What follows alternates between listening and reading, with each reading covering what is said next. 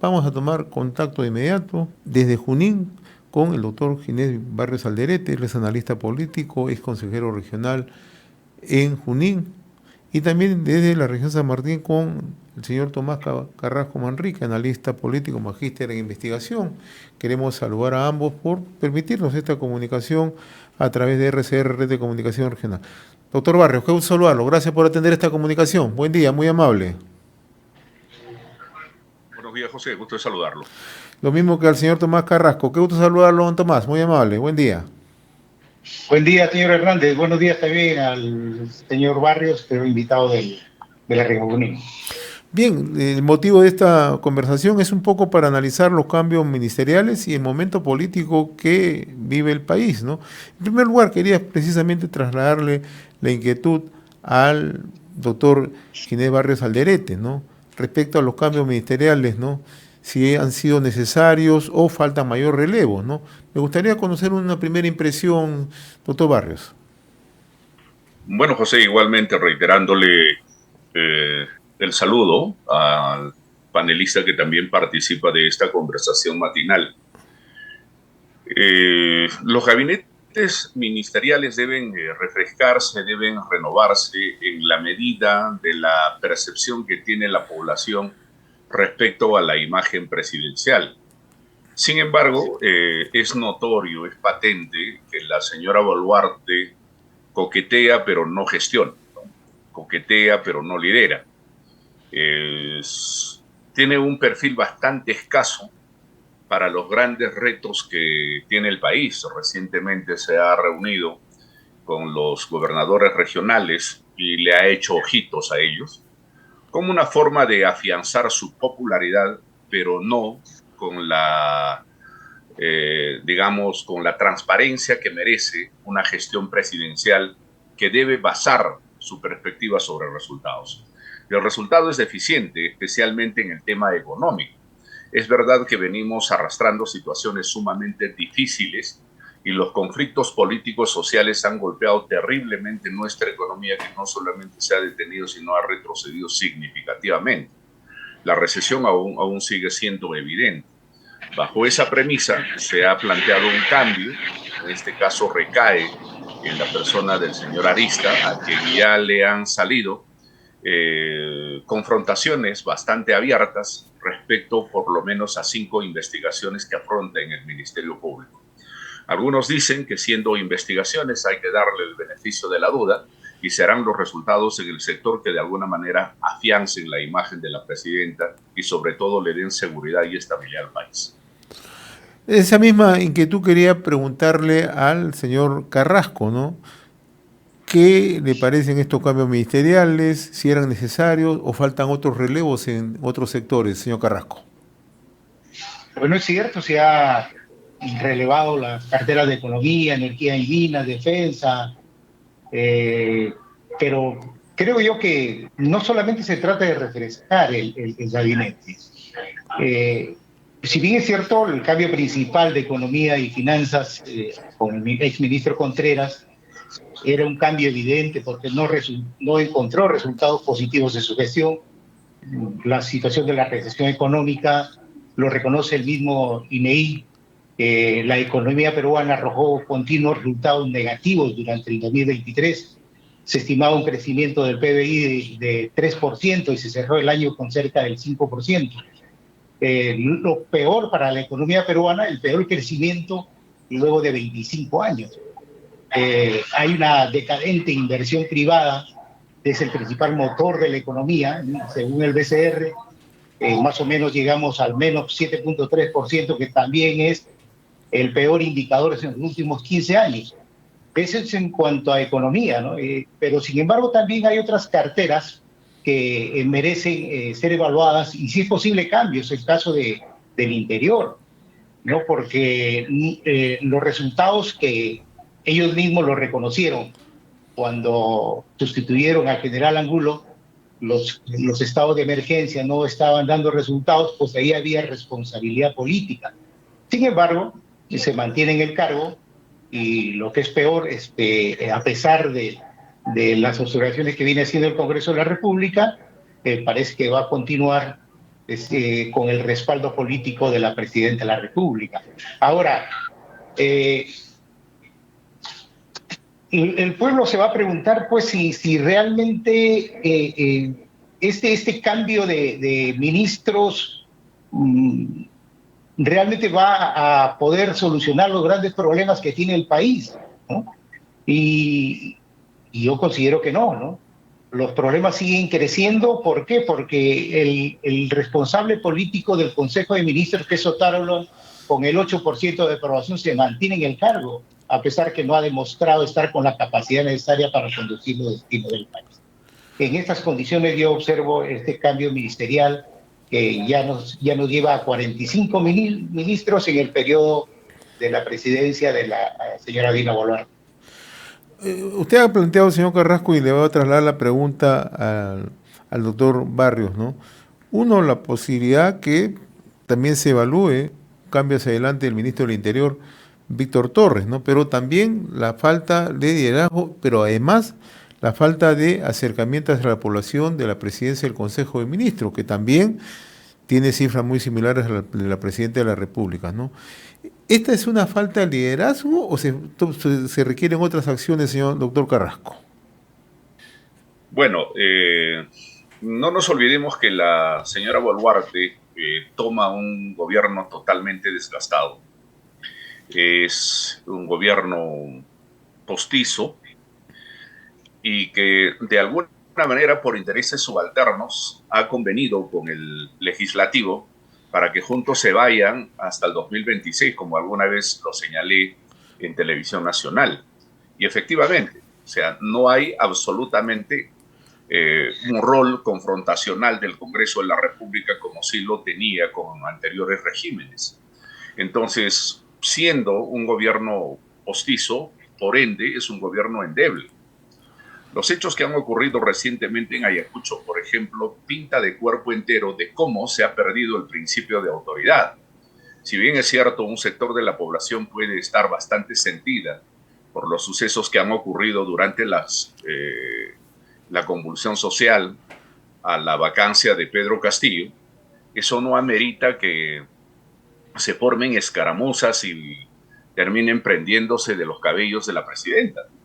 Si bien es cierto, ella ha tenido un gesto y ha dicho, bueno, vamos a dejar eso de lado, sin embargo, comunica mucho, grafica bastante que el principio de autoridad, lamentablemente, la señora Boluarte la ha perdido y, en consecuencia, no está liderando absolutamente nada. Por eso me ratifico. Coquetea, pero no lidera. O sea, busca quedar bien con ciertos sectores. Tanto así que la percepción que se tiene de la señora Boluarte se ha trasladado inclusive a festividades populares con comunicados totalmente absurdos como impedirle que vaya a las celebraciones que está terminando, que ya terminó en Puno. ¿Cuál sería la lógica? En todo caso, la gente que fue desde Puno hasta Lima a romper las calles tampoco nunca más deberían regresar a la capital. Entonces, esos argumentos que resuenan, que lamentablemente calan en el colectivo, definitivamente no lo está manejando adecuadamente. Está tratando de sostenerse y en un contubernio clarísimo con el Congreso de la República. En algún momento sonaban voces con que se vayan todos y realmente no se van a ir porque pues necesitan quedarse por asuntos eminentemente personales hasta el 2026, porque se trata inclusive de sostener el financiamiento a los partidos que son pingües millones, que sin hacer nada, inclusive un prófugo delincuente cabecilla de los dinámicos del centro y que representa Perú Libre, recibe estando prófugo inclusive vacaciones truncas. Entonces todas esas cosas están articuladas a efectos de no ponerle fin al mandato ni legislativo ni ejecutivo, así que se van a ir hasta el 2026, sin importar si lideran o no lideran o tengan una percepción positiva por parte de la población.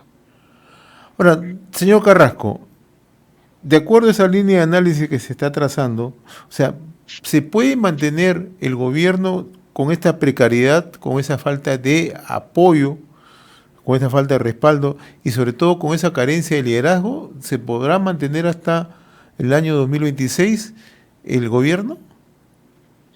Lamentablemente, este contubernio político del Ejecutivo con el Legislativo tiene esa dirección.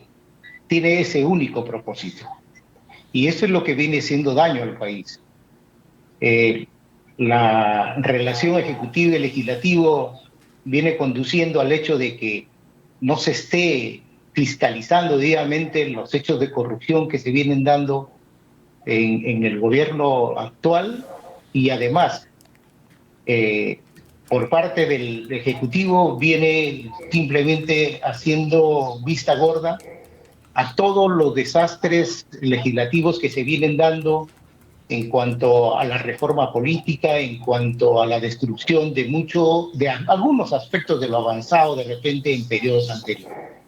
Entonces, esto nos conduce a darnos cuenta de que los principales problemas del país no se van a modificar, van a continuar. Las encuestas nos dicen que los pobladores siguen pensando en que son tres los principales problemas del país, como la inseguridad ciudadana, con el alto índice delincuencial que se incrementa, y todo parece indicar que va a continuar en esa línea. La situación económica, con lo que hablábamos anteriormente, el estado de recesión, los bajos sueldos, los altos indicadores de desempleo y el fenómeno de la corrupción que se mantiene en las distintas esferas del Estado, ¿no? Todos estos problemas, estos principales problemas del país no van a tener alternativa de solución mientras se mantenga esta relación de facto entre el Ejecutivo y el Legislativo, con el único propósito de mantenerse tanto en el gobierno nacional como en el Parlamento hasta el año 2026. Otro tema que yo quiero poner en la conversación es las recientes declaraciones de Jaime Villanueva, el ex asesor de la ex fiscal Patricia Benavides, ¿no? Desde la perspectiva de la mirada que ustedes tienen en el interior del país, ¿qué efectos puede tener, ¿no? Ya que día a día vamos conociendo nuevas revelaciones que naturalmente tienen que ser corroborados, pero que no pueden ser obviados naturalmente, ¿no? Entonces, ¿cuál puede ser el efecto? Le traslado en primer lugar la inquietud al doctor Barrios. Sí, José, resulta sumamente lamentable que a 200 años de República tengamos instituciones totalmente precarizadas y debilitadas.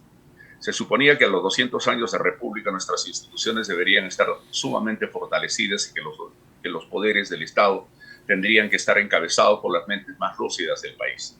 Sin embargo, están los peores. Tanto así de que cárteles criminales se han infiltrado al ejercicio de la política y arropados de políticos han accedido al poder público para poder asaltar los otros poderes a efectos de cubrirse con mantos de seguridad. O sea, ¿qué significa hacer un partido político hoy en el país? Significa hacer un negocio. Y ese negocio va porque tienes que vender puestos de candidatos al Congreso de la República. Y si por suerte accedes al poder político nacional desde el Ejecutivo, desde el Legislativo, tienes un financiamiento que ya debería desaparecer, porque no es correcto que estos cárteles criminales arropados de políticos tengan que recibir financiamiento sin hacer mucho, y realmente la línea política en el país no se está fortaleciendo.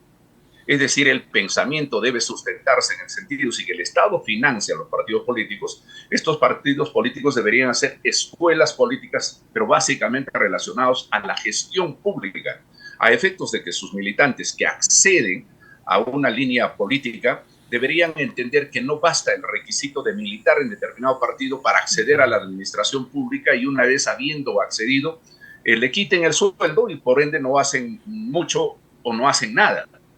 Eso ha dado lugar a que capturen algunos otros poderes autónomos como el Ministerio Público, porque la mayoría de estos personajes que han accedido al poder político nacional tienen investigaciones, o si es que no los han tenido en el ejercicio ya propiamente de la función, se les han abierto muchas investigaciones. Y como tienen poder político y han asaltado los poderes autónomos como es el Ministerio Público, entonces canjean favores. De las declaraciones de este señor Villanueva, por ejemplo, se sabe de que el señor Vela Barba, que en algún momento se había convertido en ícono público de la lucha contra la corrupción, estaba negociando con un delincuente como es Vladimir Cerrón para que a través de su bancada promueva una ley que habilite el acceso a la Fiscalía Suprema del señor Vela Barba. con la única finalidad de excluir de la investigación a Pedro Castillo por el delito de lavado de activos que lo involucraban directamente con los dinámicos del centro, cuyo dinero que se sacaba ilegalmente de distintas reparticiones del gobierno regional de Junín se financió su campaña a todas luces. Entonces, esto ha dado lugar de que otros poderes, de igual manera como los del fujimorismo, también han tenido intereses para negociar algunas investigaciones que tenían en camino y que ponían en peligro la libertad de la señora Fujimori. Habiéndose convertido esto en un caldo pestífero, terminó por rebalsarse y ese hecho ha terminado salpicando a todos. Hoy la institucionalidad del Ministerio Público está en gravísimo riesgo. Yo creo que independientemente de su autonomía, si es que existieran algunos fiscales probos, deberían ya urgentemente declararlo en emergencia, porque no es correcto que por mandato de la ley y a tenor de su ley orgánica el Ministerio Público persigue el delito de oficio, se estén persiguiendo entre ellos una serie de delitos común y corriente. O sea, ¿en quién confía el justiciable común y corriente si es que la entidad llamada a perseguir el delito de oficio está distraído en perseguirse entre ellos por una serie de delitos? Eso resulta sumamente lamentable. Ahora, el señor Villanueva dice una serie de cosas que por reglas de la ley procesal necesita corroborar, pero es un sujeto que ya nada tiene que perder. Corrobore o no corrobore, ha convertido sus declaraciones en un huracán de barro que está terminando por salpicar a todos que incluso ya estaban embarrados anteriormente. No lo digo figurativamente, pero hay que ser claros en hacer ese señalamiento. La misma opinión me gustaría conocer del señor Carrasco, ¿no? O sea, ¿qué efectos puede tener estas declaraciones de Jaime Villanueva, ¿no? Donde en realidad ha involucrado a personajes que van desde el ámbito político a fiscales en ejercicio, a otras personalidades, ¿no? Y día a día vamos conociendo mayores detalles, ¿no? Si bien es cierto, como dice el doctor Barrios, es necesario corroborarlos, pero de por sí también hay hechos que se pueden comprobar o se pueden establecer en tiempo y en el espacio. Doctor Carrasco. A ver, yo quiero partir del hecho de que Jaime Villanueva empezó contando historias con las que dice que él ha sido protagonista o testigo, pero luego ha ido mezclándolas con cosas de que escuchó decir, de lo que unos dijeron a otros y luego le llegó a él información. De las evidencias del chat de la Operación Valquiria, Jaime Villanueva está derivando hacia otros supuestos. Todo esto, por supuesto, genera mayor inestabilidad política en el país. Ahora resulta que ya no solamente están los nexos entre el Ministerio Público, bueno, los allegados a Patricia Benavides, con el Congreso de la República, ahora también ingresó el tema de Vela, con la relación con Gorriti, con la relación con también líderes políticos, como lo señalaba claramente el doctor Barrios. También el tema de Moyano, la forma como ingresa a ver a Benavides en la Fiscalía, y también involucrado igualmente el presidente del Congreso, el señor Soto, para archivar su investigación sobre la fábrica de troles, Patricia Benavides como una especie de mesa de parte de las denuncias que fabricaban desde el Ministerio Público, otros congresistas más, incluso llegó hasta mencionar al magistrado Tom Berry sobre las relaciones que tenía o que trató de hacer con la Junta Nacional de Justicia, con la exfiscal Patricia Benavides, también el caso de exministros como José Antonio Chan, que había conseguido el respaldo, ojo, dice, del Pleno del Tribunal Constitucional para poder favorecer a la exfiscal suspendida. Todo ello, yo creo que todo lo que se está investigando y que sea delito, por supuesto que tiene que llegar a esos niveles, la investigación. Ahora, no hay palabras sagradas. Lo cierto es que lo que es delito se debe investigar. Pero lo que nos dice esta mezcla de historias del señor Villanueva es que tiene un solo nombre: la corrupción en el país, insertada en los ámbitos de la justicia. Cómo se negocia, cómo se intercambia, cómo se dan los favores de por medio para recibir favores en el plano legal, en el plano judicial, en el plano de la investigación fiscal. Y eso, como decía, genera mayor inestabilidad política porque la población ve que esto es parte del sistema de corrupción que sigue vigente, que sigue imperando en el país. Ahora, para finalizar, ¿no? ¿Hacia dónde nos estamos enrumbando en esta situación que estamos viviendo? Inestabilidad política, inseguridad ciudadana, falta de definiciones, tenemos un proceso económico en recesión, hay quienes apuntan a que hay una dosis de optimismo con el nombramiento de 2 ministros que tienen una visión más proactiva de abrir las inversiones. ¿Hacia dónde caminamos, doctor Barrios? Bueno, el país, José, ha demostrado que es un país de acero. Parece que ahí se basa el excesivo aprovechamiento de la clase política. Sabe que el Perú no se va a rendir. Hemos salido de crisis bastante severas. No nos olvidemos que el 2017 el Niño se llevó casi a medio Perú. Luego soportamos la pandemia y fuimos uno de los países más golpeados, por lo menos en la región. Y nos recuperamos, seguimos trabajando. Experimentamos esta reciente recesión y a pesar que estábamos bajo el agua y casi sin oxígeno, salimos abrazadas a la orilla y seguimos caminando. Entonces, las corruptas clases políticas que acceden al poder público saben de eso. Saben que el peruano no se va a rendir. Y aunque parezca increíble, y seguramente Tomás nos dará una mejor ilustración, ¿cómo puede ser que un país base su economía sobre la base de la informalidad? Eso es sumamente increíble. ¿Cómo un país puede mantenerse fuerte sobre la base de la informalidad? Eso resulta pues paradójico, pero está ahí. Esa informalidad minera, esa informalidad económica, esa informalidad laboral hace que nuestra economía, mal que bien, se sostiene. Entonces ahora veremos qué va a hacer el doctor Mucho, que está en este sector tan sensible, que tiene como una llaga purulenta a la minería informal. Entonces dicen algunos especialistas que tardaría por lo menos 20 años para formalizarlo.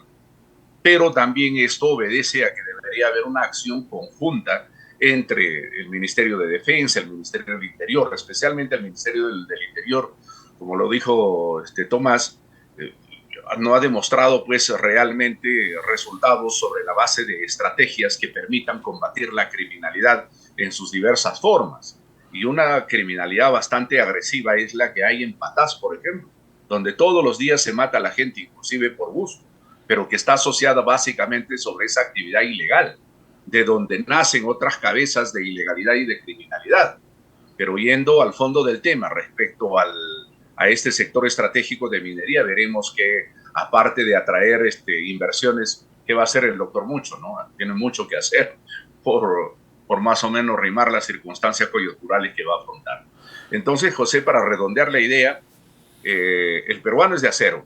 La verdad que no va a sufrir muchísimo independientemente de que le toque gobiernos pésimos. Estamos cerca del 2026 y son los mismos que ya han asumado al partidor electoral.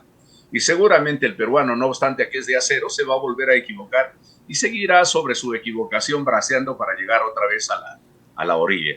No nos olvidemos que salimos de esa terrible crisis política social que afrontamos en los 80 con el terrorismo. Nuestra economía estaba totalmente destruida y salimos para entregarnos a los brazos de la corrupción y salimos, y ahí los desastres naturales y otras circunstancias nos han golpeado terriblemente y seguimos nadando.